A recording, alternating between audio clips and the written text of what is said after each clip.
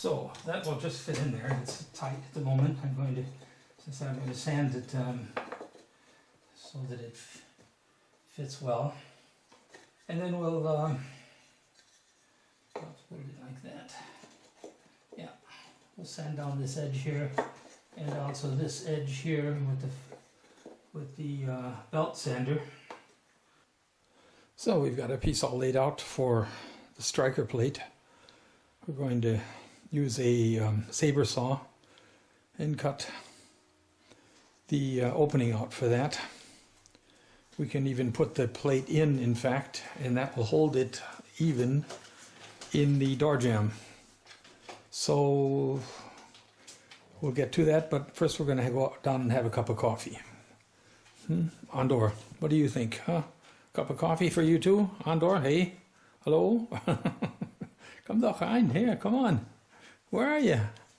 Oh, you're going to lay down in the hallway, are you? You're going to keep an eye on me there. Okay. Back after coffee. Okay, it's the next day, the 25th, I think, Monday, and we're finally getting on with this project. As you see here, for cutting out the opening for the striker plate, I'm using a very narrow 4mm, very fine blade on my saber saw here.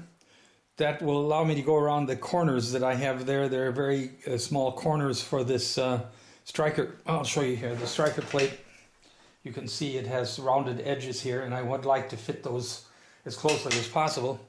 So we'll get to it. I'll use a medium speed and hope that my clamps hold.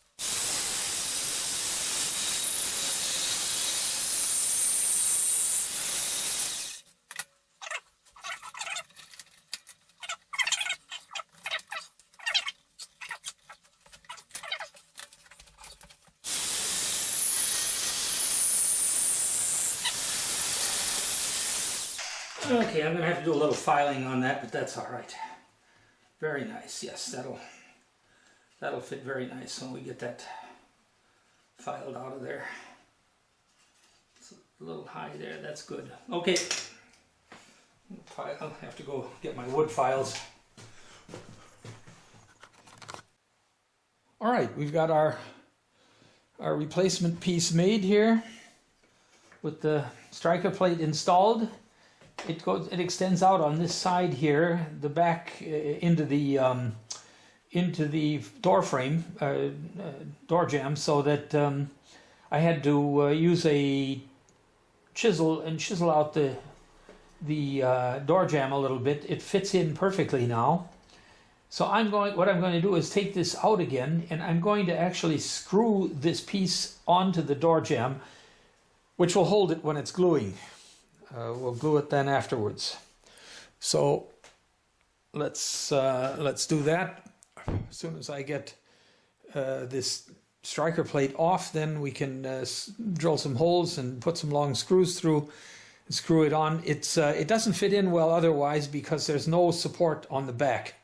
It would slip in and fall into the opening in the back. So I'm going to screw it in and then pull the screws out, put the two-component epoxy glue on it, and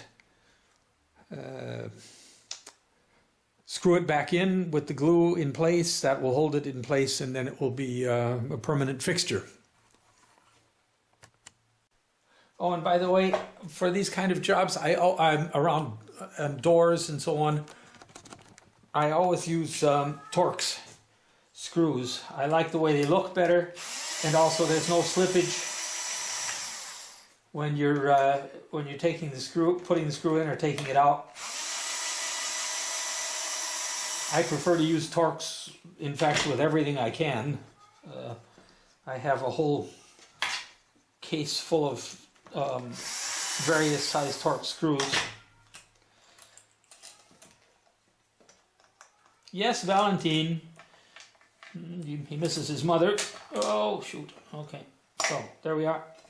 All right. Put this in place. All right. It's all together. It's screwed in. It's not glued yet. I'm going to glue it now. And once the glue is set up, or polymerized in this case, then we can do the final fitting, and these cracks will disappear because we'll use wood filler.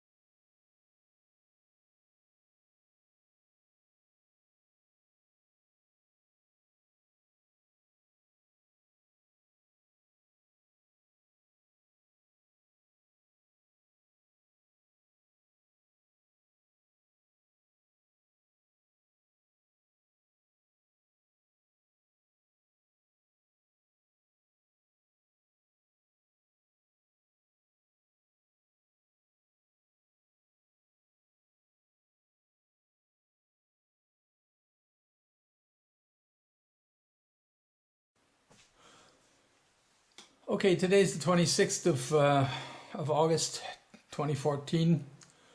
It's about 1 in the afternoon. The epoxy that I used to glue this piece in was completely set up and hard. So I have liberally coated the whole thing with wood filler. Those of you working on doing body work on cars will recognize this kind of stuff. It's the same thing. I filled it all up and all the cracks. And we'll let it now sit over another day so that it really sets up hard. And this filler is just like the filler that you use on a car that you can sand. Well, you need to sand it, of course, and I'll sand it and smooth it. Normally I would have used white because the door frames are going to be white, but it doesn't make any difference because there are going to be 2 coats of primer and then at least 2 and probably 3 coats of paint on this, so nothing will bleed through or show through. I just used a natural wood colored filler here. This filler is water soluble, by the way. It's quite practical. It's from a company called Clue, and it's called Wood Paste. And it works very well. I've used it throughout the house, repaired all of my doors and all of my door frames, window frames with it. Okay, it's a day later. I couldn't work yesterday in here because the sun came out and we had a lot of mowing to do, so I did all the mowing, but this is basically done. This just needs to be painted now. We've got a new striker plate put in here. We have the piece of wood set in here with a little wood filler sanded lightly. I sanded it with 30 and 60 grit. I'll sand it with 100 and 120 before we paint it. It'll get 2 coats of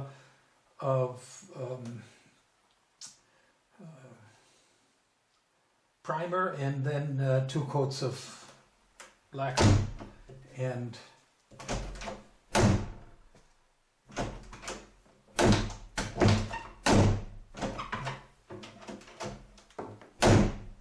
it works fine.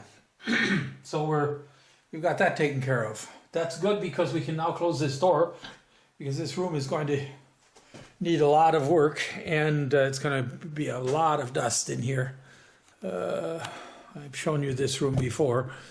We're working on it slowly, but we've got a lot of other projects at the moment. But the next thing I'm going to do is fill these.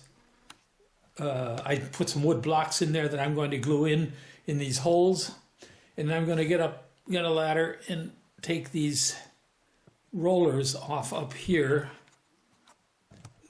Oops, there, those rollers.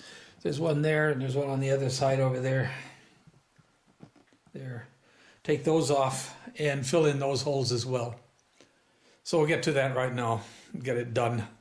Then I'll be done with work on door frames and this rough work on door frames and window frames. They just need sanding and cleaning up then and painting.